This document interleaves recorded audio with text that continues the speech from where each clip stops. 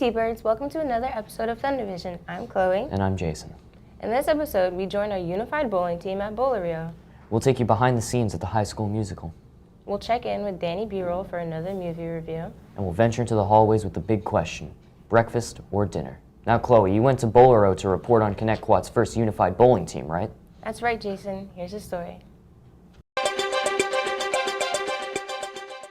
Thundervision joined our school's unified bowling team at Bowlerio for their second match of the season. This team competed against Riverhead on Thursday, March 9th. Not only does unified sports give all students ability to compete and have fun playing together, many participants say they learn a lot from each other as well. Unified sports are when special ed and general ed students join forces to compete in sports like basketball, bowling, and soccer. Athletes and coaches are kind enough to take a break from their match to speak with me.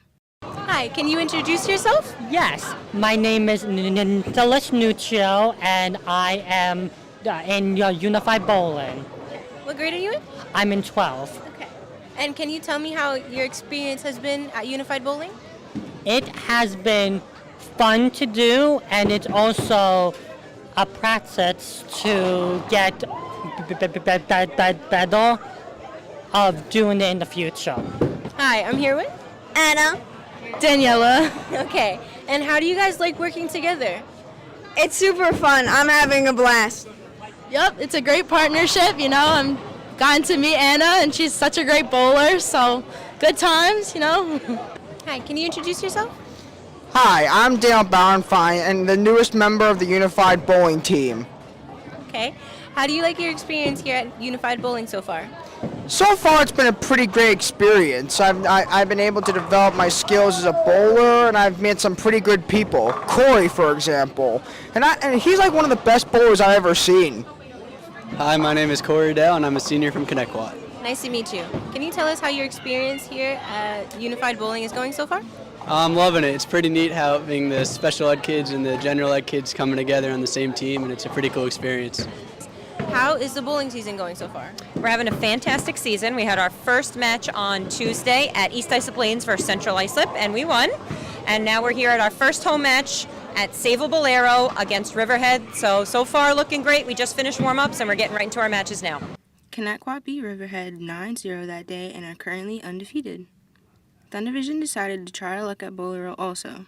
As you can see, we bowled just as well as them. Good job, T-Birds. For Thundervision, this is Chloe Young, reporting from Bowlero. Back to you in the studio. Very cool. What was your favorite part of the assignment, Chloe? Honestly, my favorite part of that assignment was interviewing all of the kids. They all seemed like they had such a close bond. It was so beautiful to watch. I agree. Wait. This just in. Breaking news. Sidman has new sneakers.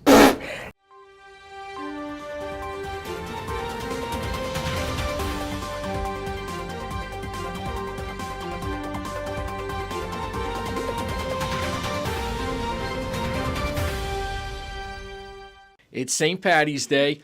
This outfit today is inspired by Mr. Modica. All right, Mr. Modica said, I'm getting old and I got to start reflecting some hipper fashion trends.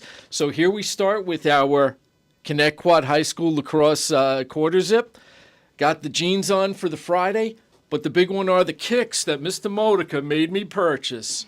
He said, Sidman, you got to get with it. You're an old man. And he said, you need to step up your act, and this is where I'm at. That's your fit check for Friday the 17th. Thank you. Jay, in the last episode, you interviewed Mr. Coffin about the Production Tech Club. That's right, Chloe. Well, since then, the school musical has come and gone. We're going to pass it over to Tori for a feature story on Pippin. Last month, we talked with Mr. Coffin in the latest episode about the Production Tech Club.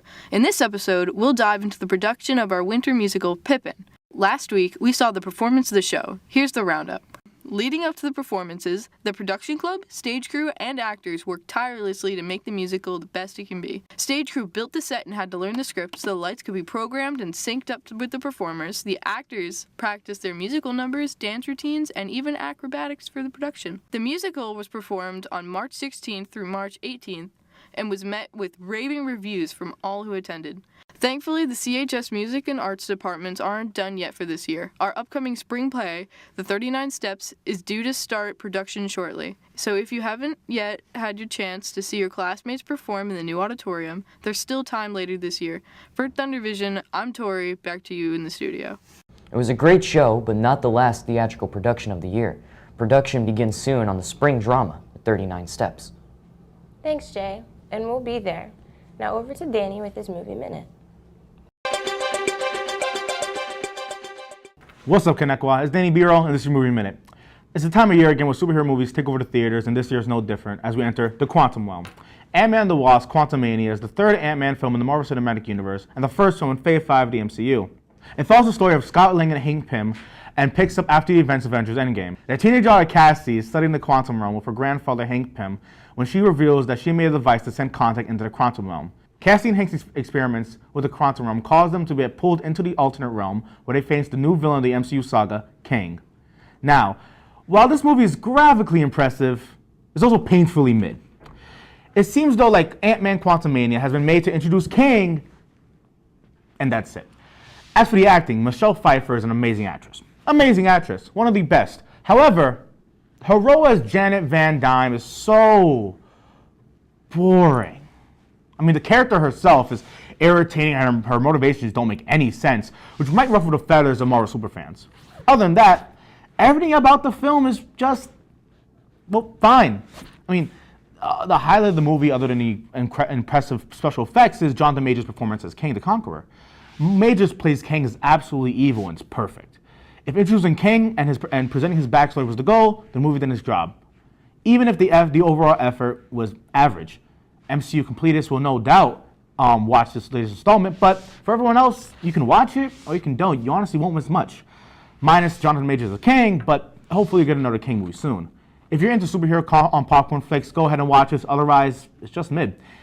All right, I'm Danny B-Roll, and that's my Movie Minute. See you guys in the next episode. Thanks, Danny. Now, Chloe, you went out into the halls to find out whether T-Birds prefer breakfast or dinner. I did. Let's hear from the students. Hi, good morning. Would you prefer breakfast or dinner? Breakfast. Why? Breakfast because it starts my day out right and it gives me a good vibe. Do you prefer breakfast or dinner? I would prefer dinner. I like the foods better. Do you prefer breakfast or dinner? Breakfast, always. Why? I love bacon and eggs all the time. I can eat it for breakfast, lunch, and dinner, so always go on a hop all the time. Do you guys prefer breakfast or dinner? I go for dinner, personally. Why? It's just everything about dinner it's just nice. Everything about it. What about you? Breakfast. Why? Because it's like Cheerios. Good morning, you guys. Do you prefer breakfast or dinner? Breakfast. Why? I'm more of a breakfast person, always have been. Okay. I like pancakes a lot. Okay. So. Do you prefer breakfast or dinner? Breakfast. Why? I think it just makes you really refreshed and in a good mood in the morning. Start the breakfast, and then you have a great day. What about you, breakfast or dinner? I'm gonna go breakfast too. And why? I like breakfast, I like French toast, pancakes, I like it all. Now, Chloe, which do you prefer, breakfast or dinner? I personally prefer breakfast. I think the food's just better, and you can eat breakfast food throughout the whole day, but you can't eat dinner food at breakfast time. Like, doesn't make sense. What about you, Jay? Me personally, I'm also a big breakfast guy. I think the foods are generally just a lot better and a lot more versatile. Like, I wouldn't eat like a steak for breakfast, but I would eat like a bowl of Apple Jacks for dinner. Okay. Thanks for joining us. I'm Chloe. And I'm Jason. And together, we're Thundervision.